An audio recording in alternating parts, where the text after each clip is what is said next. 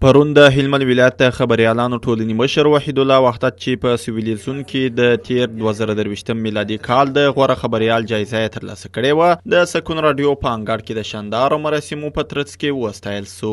په دې ستاین غونډه کې د هلمند والي ویاند وویل هلمند کې رسنۍ او خبریالان د اسلامي امارت د پالیسیو او اصولو په چوکاټ کې خپل فعالیت کوي.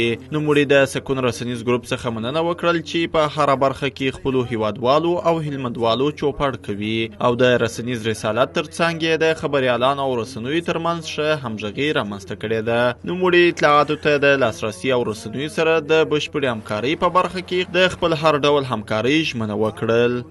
په دې باندې ویاړو چې یو هلمندی خبریال ته داسې سرحده پورې په خپل مسلک کې رسېدلی دی.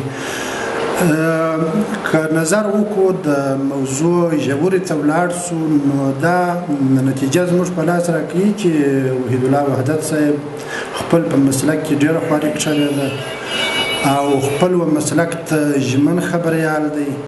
د هلمند سیمهیزو رسنیو استازو او مسؤلینو په هلمند کې د ژورنالیزم د بقا او ځوانانو د هڅونې او پرمختګ په برخه کې د داسې پروګرامونو جوړول خورا اړین وبلل او زیاته یې کړل هر هغه ځوان چې هڅه کوي زیار باسي خپلو هیلو او موخو ته نږدې کیږي. دوی د هلمند د سیمهیزو رسنیو له کارکوونکو او خبریالانو غوښتنه وکړل ترڅو د ټولنې او خلکو لپاره کار وکړي او خپل مسلک ته ژمن پاتې سي. ولې هیڅوک دا نه یېروي چې هلمند کادرونه لري، ځوانان لري، خلک لري، رسنۍ لري، خبریالان لري چې د خپلې ټولنې دپاره د خپلو خلکو دپاره مسؤلین لري چې شپه ورځ کار کوي. دا زموږ دپاره د ویاړ ځای دی، د افتخار ځای دی. موږ د میډیا په برخه کې له مسؤلینو هم ډېر خوشحاله یو چې وخت په وخت یې په دې برخه کې خپله همکاري نه ده سپمولی. زموږ په هلمند کې خبریالان هم ښه استعدادونه لري. ستاسو څخه ستاسو ولایت مقام څخه مو غوښتنه دا ده چې زموږ کوم خبریالان کوم ځوانان کار کوي ستاسو ستاینې ته اړتیا لري. خوشحاله یو چې زموږ د من څخه بیا زموږ د اتحادیې مسؤل وحید الله وحدت د ټول هیواد په سطحه ځان کاندید کړی و، خو بیا هم د سویلیزون چې موږ داسې ولایتونه لرو چې هغه پر هلمند باندې بیخي حساب نه کوي په هغوی کې هم بیا اول مقام راوړي. نو دا یوازې زموږ لپاره نه د ده لپاره نه یوازې د خبریالانو بلکې د ټول هلمند لپاره یو ویاړ دی. بیا دې هم دوی ته مبارک وي. په دې برخه کې د وحدت صاحب هڅې د ستاینې وړ دي او دغه ویاړ چې د ترلاسه کړی دی د وړ دی او زه هیله لرم چې په دې برخه کې به خپلو هڅو ته نور دوام هم ورکړي. په سیویلیزون کې د 2023 میلادي کال د غوره خبریال ایوارډ ترلاسه کوونکی وحید الله وحدت د ستاین غونډې پر مهال وویل کوم ویاړ چې یې ترلاسه کړی یوازې د ده نه بلکې د ټول هلمند دی. نوموړي له نورو ځوانانو څخه هم غوښتنه وکړل ترڅو د ژورنالیزم په ډګر کې هڅه او کوښښ وکړي.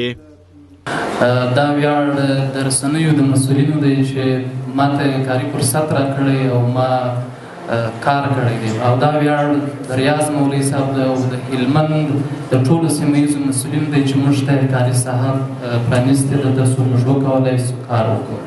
د ستاین غونډه کې یو شمېر شاعرانو ترنمویونکو برخه لرل چې د خپلو شعرونو او ترنمونو په مټ یې مراسمو ته نوره هم ښکلا ورکړل. دا وطن غواړو ودان راته ګران دی تر خپل ځان راځئ نورې کړو آباد په تعلیم افغانستان له میونده تر شمشاده دا وطن د مینې کور دی د رنګین کابل په غیږ کې ښکلومه ارغوان راځئ نورې کړو آباد په تعلیم افغانستان.